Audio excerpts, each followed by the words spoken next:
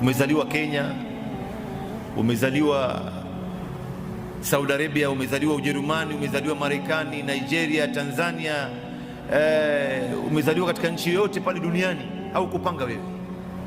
Ni Mwenyezi Mungu Subhanahu wa Ta'ala ndo ambaye amejalia uzaliwe mahali ulipozaliwa.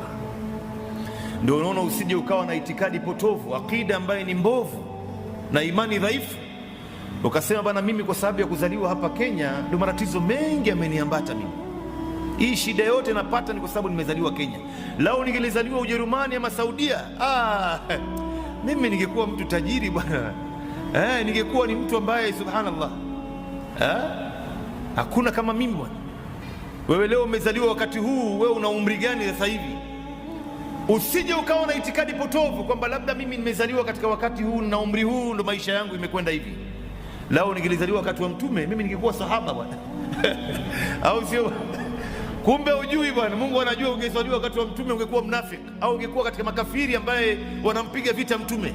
Mtume Mwenyezi Mungu amekuleta leo kwa sababu anajua wewe ni mtu uwezi. Mimi ningekuwa sahaba bwana. Sahaba gani wewe? Unajuaje mambo haya? Uzaliwe kwenye kabila gani? Hakuna mtu alipanga hiyo. Umezaliwa wewe ni Mwarabu, wewe ni Msomali, wewe ni Mbajuni, wewe ni Mjaluo, ni Mkikuyu, ni Mbaluya, ni Mkisii, ni Mjerumani, ni Msaudi, ni Mmarekani. Hakuna mtu alipanga hiyo. Wala usije ukawa na itikadi potovu na dhaifu ukasema bwana, mimi kwa sababu ya kuzaliwa kwenye kabila fulani ndo mimi matatizo mengi niko nayo mimi. Lao ningilizaliwa mimi ni Msaudi au labda ni Mkatari, watu matajiri, Imarati, au sio? Wa Imarati ni watu wako juu katika maisha yao. Ningepewa nyumba na serikali, ningepewa mshahara wa bure, ningepewa kazi, ningepewa gari. Kuzaliwa hapa shekhe katika kabila hii ndio matatizo yote sasa hivi yananiambata mimi. Hakuna hiyo, hii ni itikadi potofu.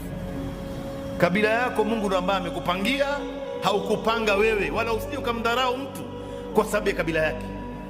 Mtume sallallahu alayhi wasallam anasema da'uha fa innaha muntina, acheni mambo ya ukabila haya kwani ni harufu mbaya. Ni harufu mbaya hiyo, ni uvundo manake.